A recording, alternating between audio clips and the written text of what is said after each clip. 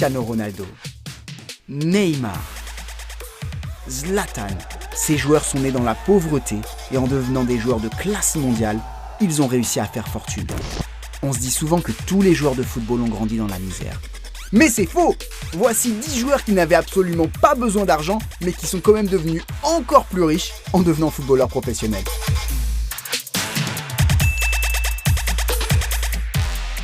Numéro 1, Kaká. Ricardo Kaká est l'une des rares stars brésiliennes à ne pas venir d'une favela. Il a grandi dans une famille aisée dans la banlieue chic de Sao Paulo. Son père était ingénieur et sa mère enseignante. Il a rejoint le centre de formation de Sao Paulo dès l'âge de 8 ans. Le début d'une superbe carrière qui l'a notamment emmené au Milan AC où il était un monstre. Bon, il a aussi joué au Real Madrid, mais on va vite oublier ce moment embarrassant. Numéro 2, Faik Bolkiah. Son nom ne vous dit rien? Et pourtant, c'est le joueur le plus riche du monde. Oui, on est sérieux. Ce gars a 21 ans, il joue milieu offensif à Leicester City et il est plus riche que CR7 ou Messi.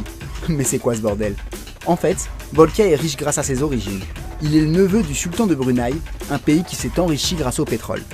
La fortune du sultan est estimée à 17 milliards de dollars. Forcément, avoir un oncle qui pèse autant, ça aide un petit peu.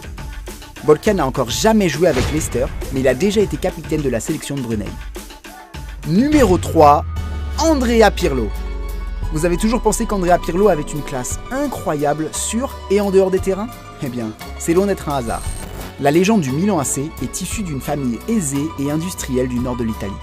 Son père est un riche entrepreneur, alors que ses grands-parents produisaient du vin. Des origines aussi raffinées que son pied droit, sa première touche de balle et son gelon. Numéro 4, Mario Balotelli. Mario Balotelli est un fou, il n'y a même pas de débat.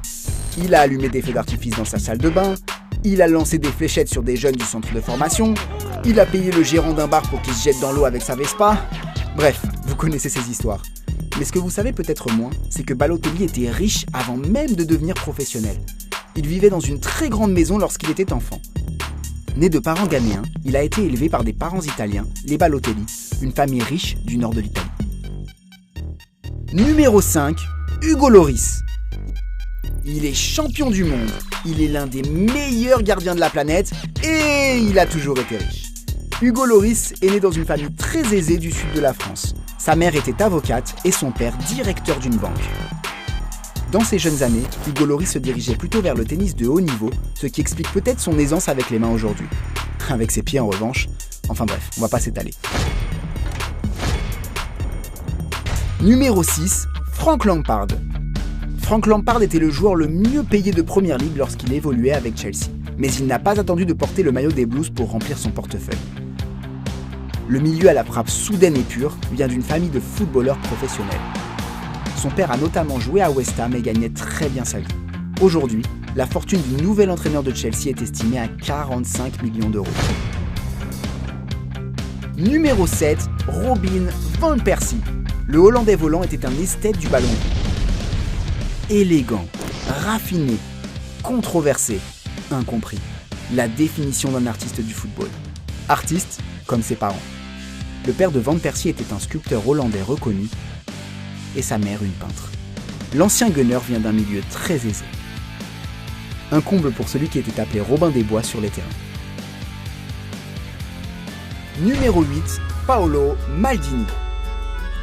Le recordman de légende au Milan AC est le fils d'une autre légende du club, Cesare Maldini. L'un des meilleurs défenseurs de l'histoire a donc grandi dans la richesse. Son fils de 17 ans, Daniel Maldini, pourrait exploser cette année en Serie A. Pour la petite histoire, Marcos Alonso et Diego Forlán ont eux aussi leurs parents et leurs grands-parents qui ont joué au football à un très haut niveau. Pour certains, le talent dans le foot, c'est clairement dans le sang. T'en penses quoi, Cristiano Junior? Numéro 9, Saadi Kadhafi. Saadi Kadhafi est l'ancien capitaine de l'équipe nationale libyenne. Il a joué quelques matchs en Serie A. Il était surtout le fils du général Muammar Kadhafi, homme d'État libyen très riche et très controversé. En 2011, Saadi a été accusé d'avoir fait assassiner son ancien entraîneur avant d'être acquitté. Est-ce que c'était un bon joueur? Je préfère ne pas répondre à cette question. J'ai pas envie d'avoir des ennuis.